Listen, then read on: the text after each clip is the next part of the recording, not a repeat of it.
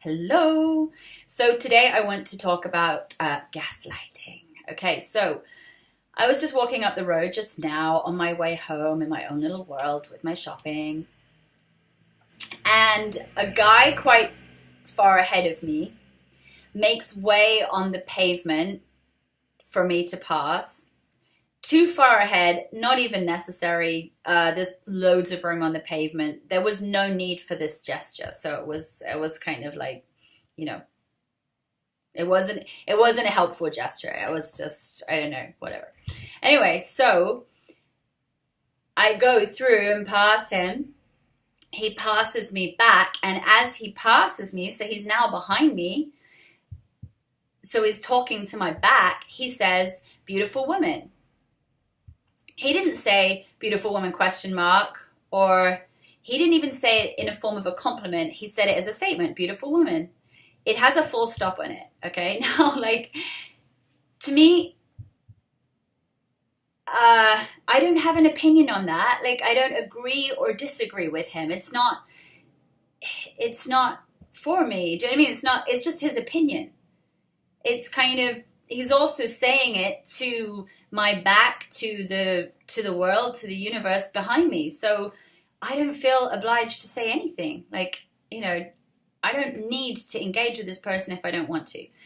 Now, this is what sometimes happens in our society that women have to put up with on a daily basis, and it is really testing for us, okay? So he's now walked past me, he said that. It wasn't a statement, even though he made it with a full stop. He wants something in return. So now he's saying yes, no, thank you. So now I'm obliged, I've been forced to give him in a reply that I don't want to give. So it wasn't a compliment, because if it was a compliment, then a compliment is a gift. But it's not a gift. It didn't even come to my face. It came behind me from my back. And now he's attacking me. Yes, no, thanks. So then I'm like, thanks, right? So he's forced me into a corner to give him what he wants, which is validation. He wants to be seen. But he doesn't have the guts to find a way to be seen by me. It's like he just shouts behind my back. And I find this really frustrating, this behavior. Like, and the reason that these things are coming up is because, and if you find that women are just snapping, it's not because women are crazy. Women are not crazy. Women are the most tolerant creatures on the planet. Women have been scapegoats in this human society for millennia, like centuries and centuries. Women have always been the biggest scapegoats. Yes, sometimes society has picked on other people, like blacks or Aboriginals or different countries or whatever. But generally, since the patriarchy has been going, it's always women have received the scapegoating thing, right? And I love men. Most of my good friends are guys. I get on really, really well with guys. I love guys.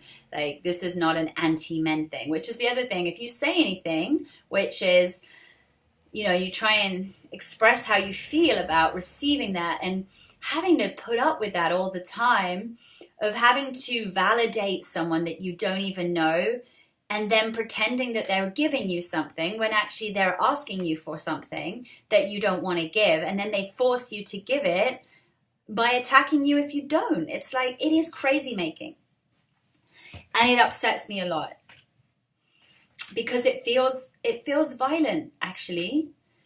It's really upsetting that constantly men like that are thinking that it's okay to just keep taking what is not freely given. Like, if it hasn't been given, like, it wasn't wanted to be given. And then if I don't give it, then I'm attacked. Like, what is that? Really, what is that? It upsets me so much.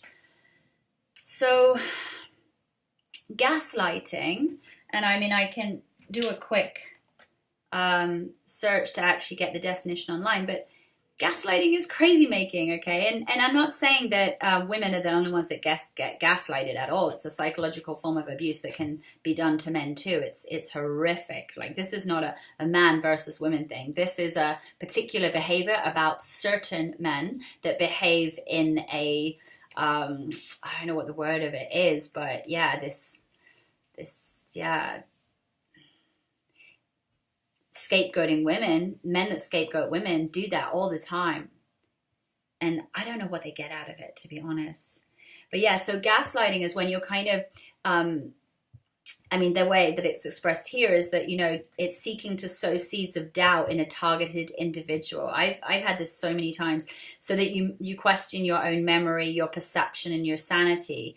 So it's kind of like when you want to be heard and you kind of say how things are, and they're like, oh, you're making it up. Or they'll say things like, oh, you take things too seriously. Oh, you're just too sensitive. So they're basically questioning your perception so that you start to doubt your own feelings. And so they won't validate your feelings. They'll just make you doubt them. Yeah, and so then if you actually say, no, I really feel upset about this, they just basically tell you that you have problems and issues, right? Yeah, right. So, and the thing is, if this happens to you a lot, it does start to make you feel like you're going crazy because it's so infuriating. And women are generally the most adaptable creatures on the planet. I mean, their body just changes completely to give birth, and they just completely go with the flow of this 9 months of body changing, and then life's never the same. Yeah, it's very destabilizing. Yeah, they're using these words. Yeah, it's very upsetting. So there is a film called Gaslight, or a play anyway. Yeah, there's definitely a film called Gaslight. I think it's called. Yeah. So if you don't know what I'm talking about, you can check that out. There's loads of stuff on YouTube as well. But yeah, it's very, very upsetting. If you've ever been gaslighted, it's very upsetting because people start to just make you doubt yourself. They undermine your perception and your feelings and everything. And it can only make you go crazy because there's no way of defending yourself when someone is deliberately manipulating or deliberately refusing to see your point of view. Like they want you to be confused. And what's so scary is that this has been a conditioning within society, that scapegoating women is allowed, tolerated, accepted, normal. I mean, that's why in the UK, the newspaper called The Sun has been banned in some places because it really is just such a revolting rag. Posing as a newspaper, that it's been banned in some places because it really is, it's a really sexist rag. So in order for this to change, we have to, like everything, in order for things to change, the first thing is that we have to be able to talk about it. The first thing is that, people have to become aware of their behavior because it's so conditioned and accepted in society. I think the reason that it hoodwinks women, you don't even know it's happening to you, and often you'll have a delayed reaction. And then the delayed reaction means you can't actually defend yourself. You can't actually stand up for yourself in the moment. So by the time you go to do it, it sounds like it's out of proportion to the event that then is flagged up. So that's why then some men that buy into this way of scapegoating women, because obviously there's some amazing men out there that don't do this and are totally, just wouldn't engage in this behavior at all and are really against it themselves. some of these men, the men that have bought into this scapegoating of women, they they have these kind of prepared responses, and it's as if someone's like given them a manual, like, you know, like whilst women were getting you know, books on dealing with menstruation, like, you know, in their teens, like that were maybe slipped under the pillows by their parents. It's as if men were given the rule book, you know, of like, you know, how to, you know, how to keep a woman down, you know, and they have this little rule book so that anything that you would say as a woman, they have a ready-made response. It's like Blue Peter, you know, here's one I made earlier. And the responses will range from, you know, oh, you're being too sensitive. Oh, stop taking things so seriously. Oh, you're so anti-man, you know. Like, it's like, and there's like 100,000 other responses, you know. Or I was only trying to help is another one, like, you know, and it's like they will spin it so that they were in the wrong, but they spin it to make you out like you're crazy, too emotional, etc. You know, yet without these life-giving emotional seasonal changes, we wouldn't be giving birth to their beautiful children, right? You know, like, but I don't get what the double standard is. It's like they want the good bits, they want the boobs, they want the sex, you know, they want the children, but they think it's okay to have this double standard where they can like attack, demean, bully, belittle, and take. And it's like, this is, you know, a subject that makes me so upset, because it's like, you know, just something like a small thing like that on the street, that's an everyday occurrence. That's just the norm. But some days, if you're in the wrong mood for that, or you're just like, you've just had that too many times, that small attack can just really like, thing is, as women, we're so used to being the scapegoats that we're used to processing it. It's like this wonderful film I saw. I mean, it's shockingly sad, really, but it's I love watching this film actually, because it's about scapegoats, and I know what that feels like. So when I watch it, it gives me a lot of courage.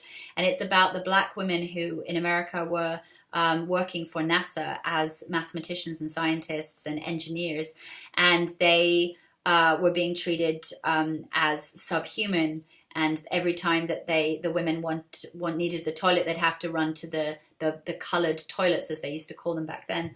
And you know, obviously it's a Hollywood movie and everything, but you know, basically they're doing the same job as the men, and actually this woman was doing the, you know, the most advanced, because she was essentially a genius. So actually she was like nailing it every single time, and yet she wasn't allowed to drink from the same coffee pot, she wasn't allowed to use the same toilet, and she wasn't getting the same treatment or the same clearance to go into the meetings, because she was a woman. So not only was she black, but she was also a woman as well. And it was both of those combinations that made everyone, all the men around her, like angry, because she was as capable as they were, but they had been taught that it was okay to scapegoat women, but black women. Like it was okay to put all of your shit on the black women, that they were the dumping ground, and that was acceptable and that was fine. So everyone was allowed to treat them with disrespect. And what's amazing in this movie is this woman, or these three women, but this woman, wow, is being so smart and being so tolerant and patient and so strong and powerful and resilient, that she literally, you can see, she puts her blinkers on. She reminds herself every day of why she's there. She reminds herself that she's grateful to be there, that this is her gift and that she wants to share it with the world. She wants to be here doing this thing, and that she, you know, she's really happy to be doing this. And so because of that, it's as if she learns to somehow like turn down the sound and drown out the daily abuse and the daily put downs and the daily, indignities and the daily invalidation and the discrediting. She just turns the volume down. You can see, in order for her to concentrate and get on with her job and then just get home to her children, it's like she has to, you know, just put that behind her, you know, from all this, you know, bullying. And then there's a point in the movie where suddenly she flips, and her boss is asking her why she's spending so long in the toilet, and she finally, and you know, this is the thing, is when women flip, the scapegoating men have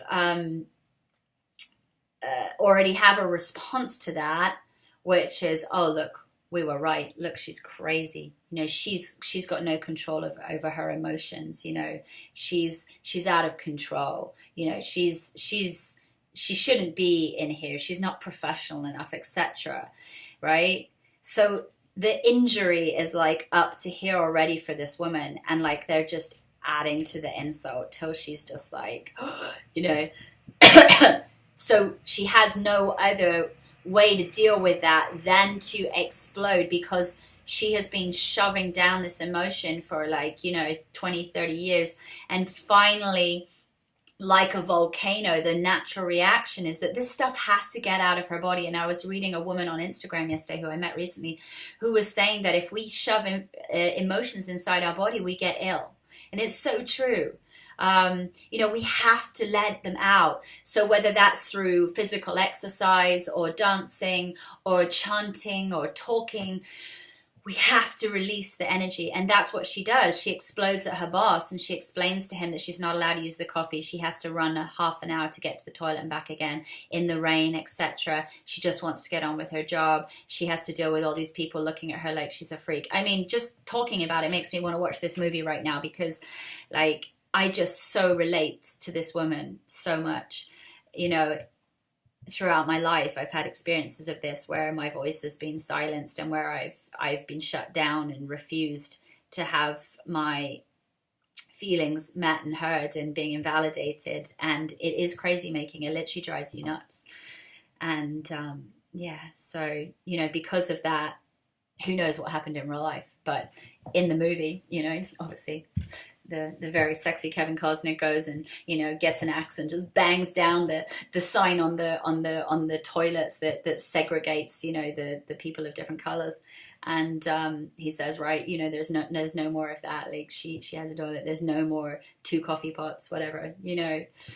And this is the thing, okay? Scapegoating and bullying usually starts with one person. It starts with one person who makes up a rule, and like Chinese whispers, starts sending it around and telling everyone that that's the rule. And people go, oh, this is cool. As long as I'm not getting scapegoated, this is fine, okay? So, you know, everyone needs a scapegoat. So it's like, okay, well, as long as it's not me, I'm down with the rules. So if we're picking women, that's fine. And there'll be some strong people that go, no, I'm sorry, I'm not scapegoating, you know, a woman. Like, I'm not going to be part of your club. And they will suffer from that, because they will be an outsider, and it's really hard for those people. They will often have to be in the wilderness and alone to not share the same point of view as the majority. You know, but these days we're lucky because there are people that are willing to stand up. Oh my God, that's from a movie. That's from Dirty Dancing.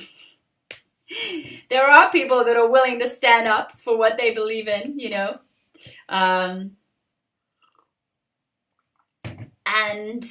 we are seeing changes. You know, I think it was Rose McGowan who started the Harvey Weinstein thing. That's now being continued by Amanda Palmer, who is who's made a song called Mr. Weinstein Will See You Now. She's made a music video about that. I haven't seen it yet because I can't currently budget for supporting her on that tier on Patreon, but I'm hoping I can soon.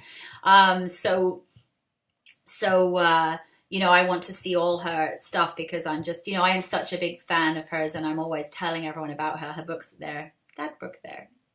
Amanda Palmer. You know, I'm telling everyone about her because she's such an amazingly strong woman.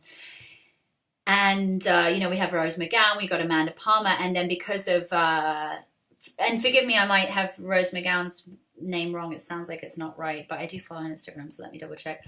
So, you know, when we have a woman like that, what happens is often, again, it takes one bully, but it also takes one very, very strong, courageous victim who's willing to sacrifice everything in order to speak out, because often you will have to sacrifice everything to speak out. And it gets to a point where you go, you know what, I don't care anymore. I've got nothing more to lose. Like, you know, this is not worth holding back anymore. There's too many people that are suffering because of this.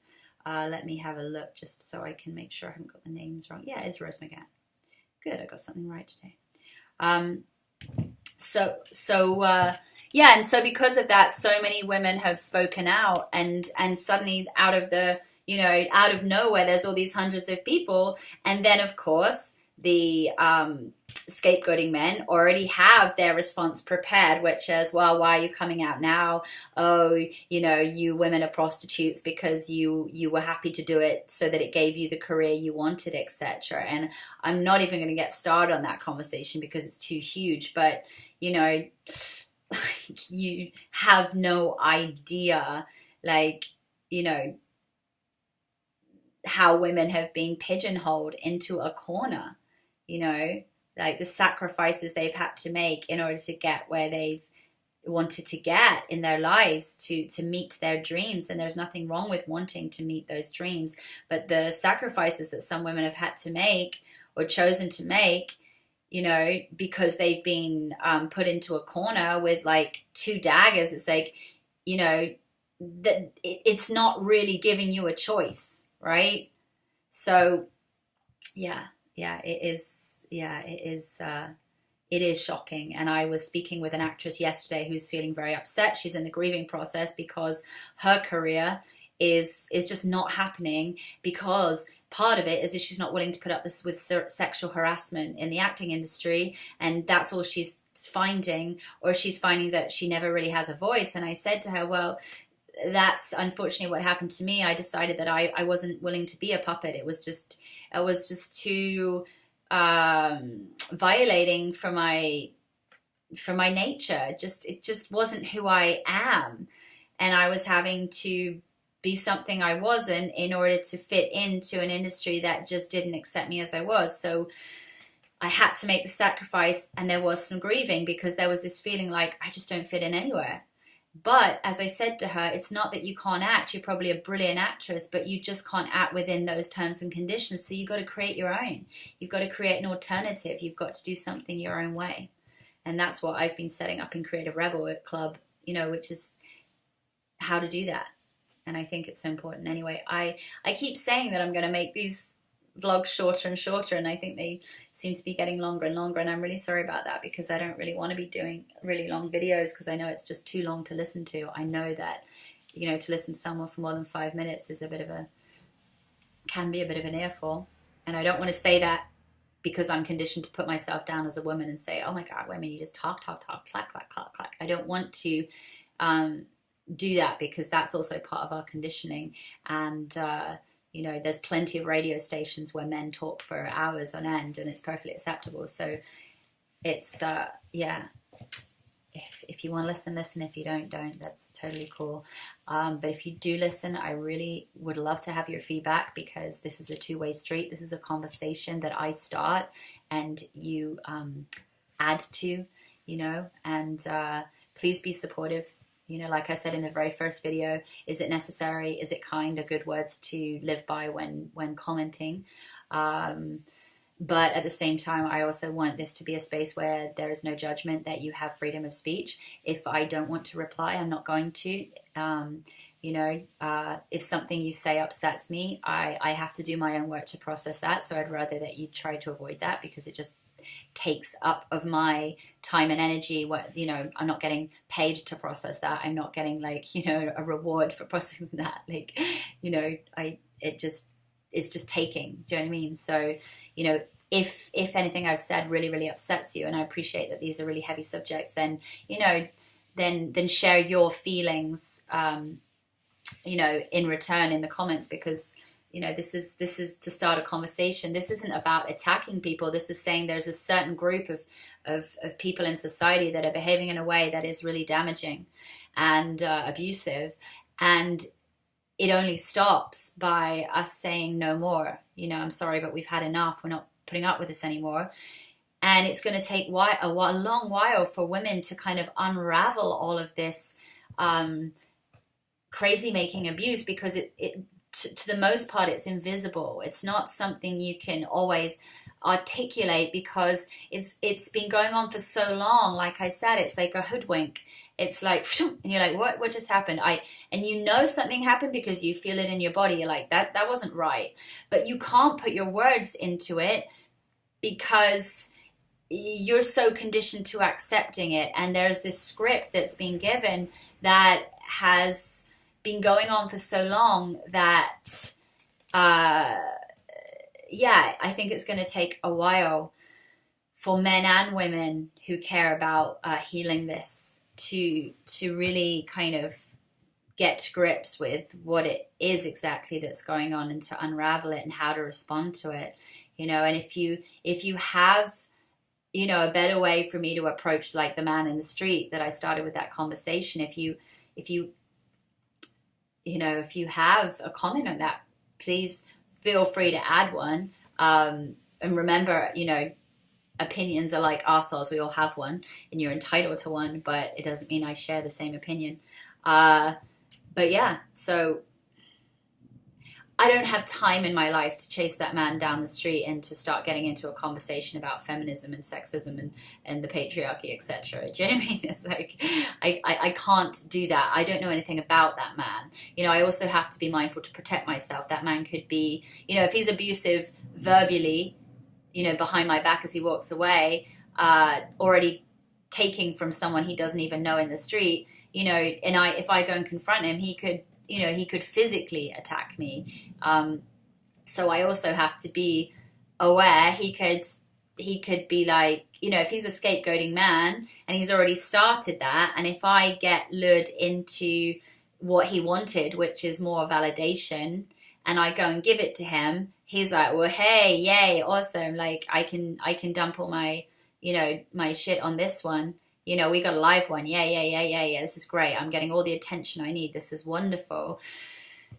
Isn't there a better way for them to get attention? Like, and I'm sorry, like, for all of us that didn't feel loved and seen and accepted in our childhood. It sucks. It shouldn't be that way. You shouldn't have been abused. You shouldn't have been traumatized. You shouldn't have been shut down or shouted at or criticized constantly or even hit. None of these things should have happened, right? So I'm sorry, but it doesn't give anyone an excuse to, keep finding a scapegoat to dump all that shit on. It's like, you know what? Like, I don't know. Go find love. So that's all I'm going to say. It's like the longest vlog in the world. But yeah, this is the conversation. And yeah.